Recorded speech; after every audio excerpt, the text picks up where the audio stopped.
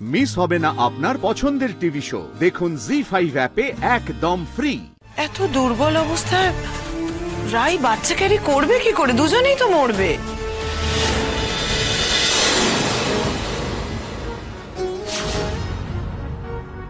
পেটে খাবার না থাকলে শরীর জুজবে কি করে? এত ভেবো না স্রোত, এত গভীরে ভাবলে ওদের অনাহার আর অপুষ্টির কোনো থুই পাবে না।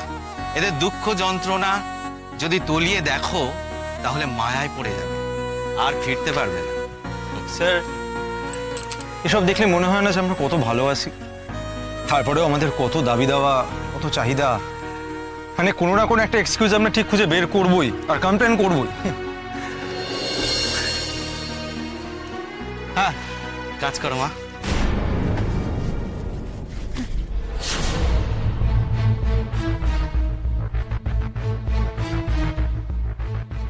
আসুন, আপনি বসুন।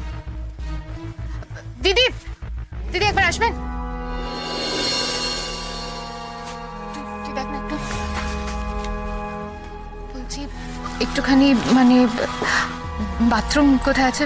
এসো এসো, আমার সাথে এসো।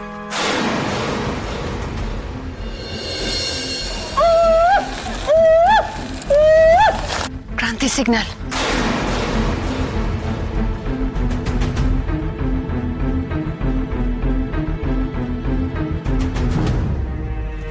ইস, এখানে তো একেবারেই নেটওয়ার্ক নেই, কোনো তো খবরই পাচ্ছি না।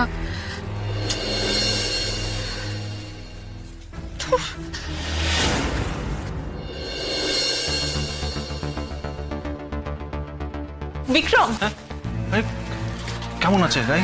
বিক্রম তুমি অনির্বাণের সঙ্গে গিয়ে একটু কথা বলো। মা, তুমি মায়ের কাছে বসে, আমি আসছি।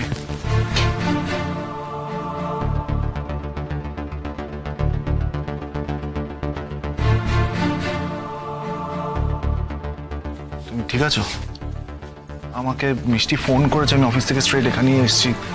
কি করতে চায় রাই বলো তো? হ্যাঁ, ওকে নিজের কথা একদম ভাবছে না। মেয়েটা তিলে তিলে শেষ হয়ে যাচ্ছে আর আমরা কিচ্ছু করতে পারবো না। জানি না, আমি আমি সত্যি কিছু জানি না বিক্রম।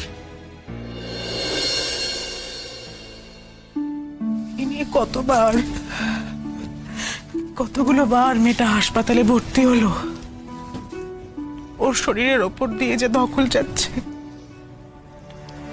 সেটা কেউ বুঝতে পারছে না বিক্রম।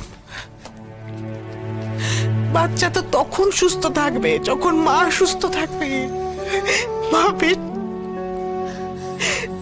বেঁচে থাকবে, আর মেয়েটা যদি সুস্থই না থাকে, আমার মেয়েটা যদি বেঁচেই না থাকে। মা, আমাদের এই নিয়ে রায়ের সাথে অনেক আলোচনা হয়েছে, আর আমরা ওর সিদ্ধান্তটা জানি।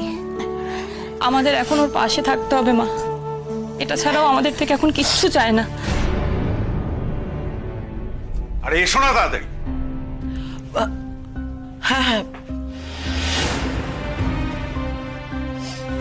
বিক্রম, অনির্বাণের বাবা মা আসছেন। আমি কিন্তু বলে রাখছি, তুমি কিন্তু এখানে কোনো কথা কাটাকাটি মাথা গরম করো না। ওনারা যাই বলুক তুমি চুপ করে থেকো। চুপ করে শুনে যাব? আমি তোমাকে বলে রাখছি, যদি রায়ের ব্যাপারে কোনো খারাপ কথা বলে আমি কিন্তু সেটার উচিত জবাব দেব। বিক্রম প্লিজ, এটা হসপিটাল, এটা কোনো তর্ক করার জায়গা নয়।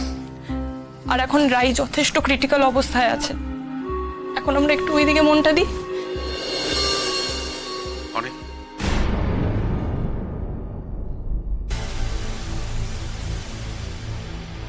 কি হলো অনি? আবার কমপ্লিকেশনস হয়েছে তো? আমি জানতাম এটাই হবে, বারবার হবে। কাম অন অনি, এবার একটু প্র্যাকটিক্যাল হও, এবার একটু বোঝো কোন দিকে যেতে চলেছে ব্যাপারটা। এটা তো মানে অনর্থক ছোটাছুটি, হয়রানি হচ্ছে তো প্রত্যেকটা দিনে। এই হ্যারাসমেন্ট ভালো লাগছে? এটা করতে ভালো লাগছে? দুদিন অন্তর হসপিটাল, আবার বাড়ি, আবার হসপিটাল। রাই যে এত স্বার্থপর সেটা তো আমার জানা ছিল না। ও শুধু নিজের কথাই ভাবছে। এতগুলো লোক চিন্তায় ছটফট করছে, ওর জন্য দৌড়োদৌড়ি করছে, সেদিকে ওর কোনো হুঁশ নেই। তুমি কিন্তু এই কথাগুলো বলতে হসপিটালে আসনি সৈনী। তুমি এসেছো অনির্বাণের পাশে দাঁড়াতে, আর সেটা যদি না পারো আমাকে ক্লিয়ারলি বলো, আমরা বাড়ি চলে যাই। সার্থক, রাই কেমন আছে এখন? হ্যাঁ, কেমন আছে ও? এক্স্যাক্টলি কি কন্ডিশন ওর এখন, আমাকে বলো। বেঁচে যাবে তো? অনির্বাণদা, দিদির ব্লিডিংটা কিছুতেই বন্ধ করা যাচ্ছে না, আর সেটাই বেশি ভয়ের। এই অবস্থায় এরকম ব্লিডিং ভালো নয়, বাট আমরা সবাই চেষ্টা করছি। তাহলে কি করব আমরা? কি হবে এবার আমাকে বলো না প্লিজ। আচ্ছা আচ্ছা আচ্ছা, ঠিক আছে। রাই রাই কেমন আছে এখন? হ্যাঁ সার্থক, ওকে আবার অজ্ঞান হয়ে গেছে তো? প্লিজ বলো না। দেখো, আমি এই মেডিকেল টার্মস, এই শব্দগুলো না আমি বুঝি না। আমাকে তুমি সোজাসুজি বলো, পরিষ্কার বাংলায় আমাকে বলো কি কি অবস্থায় আছো এখন। অনির্বাণদা, দিদি খুবই দুর্বল আছে। এটাই তো ডক্টর সেদিনকে বললেন। এখন এত উদ্গ্রীব হয়ে কি হবে অনি? এতগুলো ডক্টর তখন তোমাদের সাবধান করেছে, সতর্ক করেছে, তখন বুঝতে পারোনি, এখন বুঝতে পারছো তো? এত দুর্বল অবস্থায় রাই বাচ্চা ক্যারি করবে কি করে? দুজনেই তো মরবে। যা হচ্ছে সবটা পেশেন্টের মতামত অনুযায়ী হচ্ছে, আর আমরা আমাদের সেরাটা দেওয়ার চেষ্টা করছি। অনির্বাণদা, একটু ধৈর্য ধরো, আমরা তোমাদের সিচুয়েশনটা আপডেট দেব। আর আমি আপনাদের সবাইকে রিকোয়েস্ট করছি, প্লিজ একটু ঠান্ডা মাথায় পরিস্থিতির মোকাবিলা করুন। আর মনে রাখবেন, আপনারা শক্ত থাকলে তবেই অনির্বাণদা শক্ত থাকবে। তাই প্লিজ সিস্টার, আপনি ডক্টর ভার্গবকে একবার আসতে বলুন, ঠিক আছে? আমি তোমাদের আপডেটটা দিতে এসেছিলাম। আমি এখন ওটিতে ঢুকছি, চল। মাথা ঠান্ডা রাখো, পরিস্থিতির মোকাবিলা করো। সব ডাক্তারদের একই কথা। এগুলো না বলা খুব সহজ, কিন্তু করা অত সহজ নয়। আমি না জানতাম আমি যে এইরকম একটা সিচুয়েশন আসবে। সবাই তো আপনারা শুনেছিলেন ডক্টররা কি বলেছিল। এতজন ডাক্তার মিলে দেখেছেন, সবাই মিলে ক্লিয়ারলি বলেছিল কিন্তু সবকিছু। তবুও সবাই মিলে রায়কে একটু বোঝাতে পারলেন না। আচ্ছা, আপনাদের কাছে এই পরিস্থিতিটা কি খুব বাঞ্ছনীয়? নিশ্চয়ই নয়। আর রনি, তোমাকে তো কিচ্ছু বলার নেই, বইয়ের কথায় উঠছো আর বসছো। কি হচ্ছে কি? সব কথা বলার সময় নয় এখন। আচ্ছা অনি, তুমি এক কাজ করো, ওদের সাথে একবার কথা বলো।